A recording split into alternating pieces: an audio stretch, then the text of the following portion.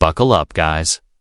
Today, we're diving into one of the most bizarre courtroom moments you'll ever see. A fired corrections officer, accused of smuggling drugs into jail, decides to defend herself on the day she faces justice. No ordinary misconduct. Here, this is a major felony, and she's about to show us why self-representation is a gamble. We join mid-trial, right before her rambling testimony begins. All right, and let me move on now. I want to perfect the record just in case it wasn't clear during the bench conference. There was an objection made. Ms. Young wanted to go down a line of questioning related to some previous experiences that she has claimed, specifically, I think, a form of assault, maybe references to a lack of therapy. And my ruling was that I had not seen any reason or relevance of that. Those sound like arguments of mitigation of why perhaps you're not as culpable as as the state might allege, that you should receive a lesser sentence if you're guilty of these offenses. But the issues here for the jury to determine are the issues of fact, of whether you did in fact commit any of these offenses. And I haven't seen how a previous sexual assault or a lack of therapy essentially bears on determinations of this at all. But if you want to further argue that or be heard on it, now's an opportunity for you. When I first hired Leaf Howard as my lawyer, he was told of the instance multiple times. I'm not sure as to why you all didn't get it. I was not familiar at the time of the court's process and who I needed to reach out to. I let him do his job, but it was not to my recollection that they did not know of what happened to me. But yes, there was a night that I went door. Are you asking me to? No, I don't really. I'm trying to stay big picture, which is what is the reason why the jury needs to hear about this? Well, I don't know who the person was that came after me. Not only did they come after me, but they had a Polaroid picture of me carrying my son to my friend's house. It had a blue blanket, had me with my black outfit on, and I had on a headscarf that I always wear outside. When I saw that picture in the midst of what was happening to me, not only on the day that Captain Winfrey, I don't know if she's still captain, but at the time, she threw me a baby shower. Even when I first started working there, I was called out by, I believe, Captain Winfrey. Captain Winfrey is who we just heard from. No, that was Grady. Oh, I'm sorry. Excuse me. That was Okay, so yes, Lieutenant Grady. It's been a minute. I'm trying to remember names, but she threw me a baby shower at the jail. And when I first started walking there, I was called out for the way that I walked. I walked like I'm a model or twitching my butt or something. And that put me on the spot for everybody in 6 North. So there is no way for me to know if it was because of the baby shower, because she invited my mother and father without my knowledge too. And if I had any knowledge that she would do that, I would not have invited my parents there, because I keep my work separate from my family for this reason. My son was in danger. I was in danger. And there was a instance that happened in the car. But I got, I'll be honest with you, from that, I'm still not sure what she's talking about, because she consistently... All right. Guys, here's where things start to spiral. The judge explains why her past trauma claims don't belong in front of the jury. But instead of sticking to facts, she launches into a scattered narrative, jumping from alleged assaults to a baby shower to walking like a model and a Polaroid of her son. Every sentence feels like a cliffhanger she never finishes, leaving the court and us wondering what she's actually trying to prove. Okay, I'm just trying to break this down. Is it your claim that someone from an inmate in the jail or another employee there that may have did this sexual assault? That may have been the one to do. I don't know who the person was. Where did it occur? I tried calling DoorDash to get in contact to see if I can get it, because I called customer service. I parked my car, but I didn't lock my doors. I was having issues with the internet. Let me rephrase. Did this incident happen inside the jail or outside of the jail? Outside the jail, okay. But I was working with Fulton County at the time. All right, so the objection came, you were asking Lieutenant Grady whether he had some awareness of a baby shower and that sort of thing. Okay. Do you have any reason to believe that he did? Because if he's aware of the baby shower. No, that's not my question. Not if he is. Do you have any reason to believe that he was aware of the baby shower or your sexual assault? I would think he does know about the baby shower because they're all connected. They're always talking, having meetings and whatnot. And it was a surprise to me. So it's like, how else would you get my personal information if you maybe talk to my supervisor, maybe talk to my captain? We've had issues in the past as well. Nothing detrimental, but I still need to know where it could have came from anybody. It could have came from Captain Winfrey. It could have came from Lieutenant Grady. It could have came from the inmate. What could have come from them? If my family was invited to the jailhouse, they could have been followed back. Someone could have been like, here's her information. Because with that situation, me being touched, I was forced to bring whatever they wanted into the jail because they have a picture of my son. They have a picture of my son. Who knows if the next picture might be him at his daycare or me coming into my house. My father. Okay, I understand. So any position of the state, I mean, I'm just trying to focus on process procedure here. Right. The things that Ms. Young is saying, I think that if she chooses to testify, she can go into them. I agree, Your Honor, but I think at this point, I don't think there's sufficient basis for her to ask witnesses regarding some type of baby shower. I'm just not clear as to the nexus or the sequence of the events that would make it relevant at this particular point in the trial. Okay. I agree with you there. What we're focused on is, I mean, at this point, I don't think it would be, maybe this additional, I think you said lieutenant that's coming may have knowledge of this potentially that she could ask about. That is the person who threw the baby shower initially. The person who's coming next? Yes. Okay, well, glad we're talking about it now then. All right, well, I think then you can ask this next witness some of these issues. You're going to have to be careful with your phrasing. I think the state's objection to facts, not in evidence, is one that could very well come again. Okay. And we'll see where that takes us. The judge tries to pin down her story, but Ms. Young's theory of the case sounds like a conspiracy. Webb. She hints that coworkers or inmates might have leaked her personal life, which somehow led to her being forced to bring drugs in. The prosecution points out there's no relevance. But the judge lets her question the next witness. The problem is she's not even sure who that witness is, setting up the next round of chaos. Hey, how you doing? Just stating on the record, I do have the wrong person. This is not the person that was, wrong name. All right, just for the record, Mr. Miller, can you summarize what exhibits are on the stack that are going to the jury? Yes, Your Honor. What will be going back to the jury will be State's Exhibit 1, which is the oath.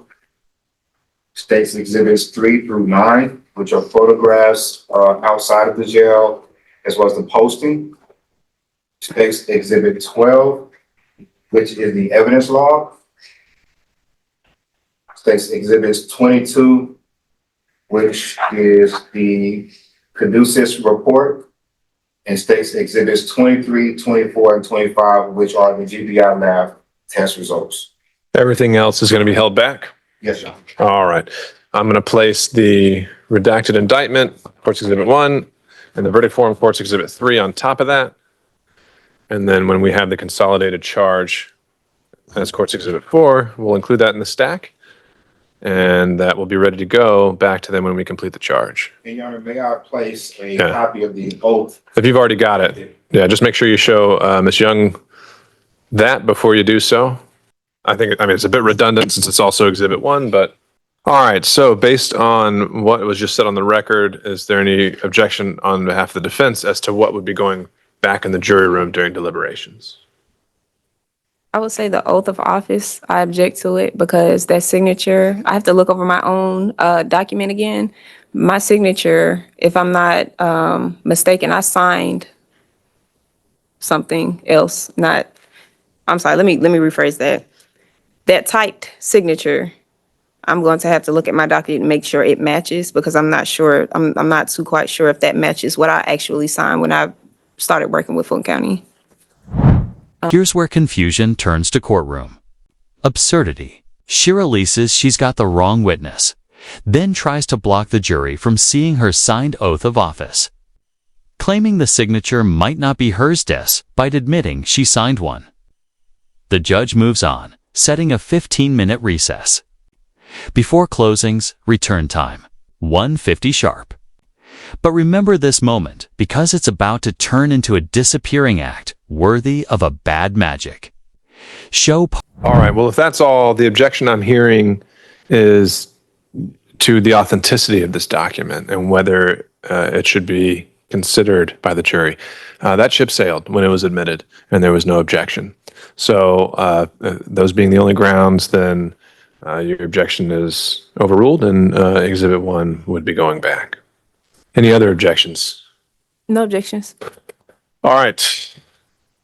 So we're holding in place until we have the consolidated version. That's going to take maybe a few more minutes. Are the parties requesting some additional time to prepare for closings?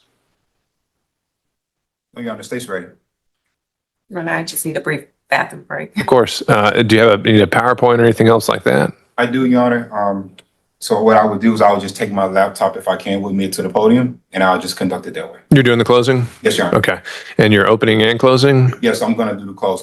So defense can go first, and I'll do everything at one time. All right. So the state's planning to reserve their first closing. And so what that means, Ms. Young, is you'd be up first when we come in and begin closing arguments. Okay.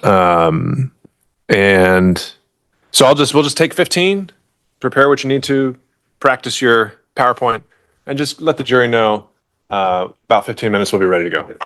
We'll be in recess. Thank you, Your Honor. 1:50. The court's back at 2:05, and she's gone. Deputies search everywhere, call her mother, check surveillance. Nothing. Her table's cleared, papers gone. The judge concludes she's waived her right to be present and continues without her. The prosecution gives closing arguments solo. Shockingly, she strolls back in only after the jury has left to deliberate, as if nothing happened.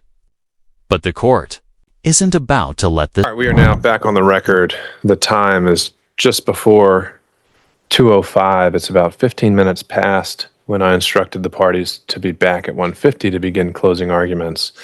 The state is present. The defendant is not. I've asked our deputies to search the floor. They have not found the defendant. They've also sent someone into the bathrooms. She is not in any of those. And we are also now trying to make a phone call. The only phone number we have is to her mother, who had previously conveyed a message for us Monday morning to have her here to start trial.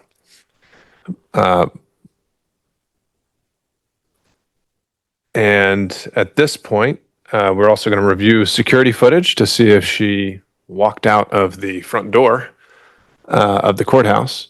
But looking at her table, it looks like all of the papers and things that she came with are not here anymore. She left a jacket behind. But otherwise, all of her belongings are no longer here, from what I can tell. And we're now well after the time I told her to come back. She has not been spotted anywhere on this floor. And so I believe that she has now waived her appearance going forward through this trial, and we can proceed even in her absence under our case law. I would instruct the deputies at any point, if she shows up, she should be let in, and she can resume being here. But until she does reappear, we're just going to proceed. So, Mr. Miller, are you still ready for closing arguments? Then let's bring back the jury. Security video shows her walking out at 1:51, well before her excuse. She needed food, forgot the time, and claims her mother told her she had an extra hour. The judge reminds her it's her responsibility to return no excuses. Confidence shattered, he revokes her bond, issues a bench warrant, and has her taken into custody for the rest of the trial. From here, her sovereign citizen side takes center stage. Is this for me? Judge, is this hers? I don't know what that is. This is jury charges. Yeah, that's hers. Yeah. Your Honor, Ms. Boykin just went to the office, but she's on her way back now. Okay. Well, I think we can go ahead and just put some things on the record that we need. I need paperwork out my bag. If you if that's possible. Okay, one second. Okay.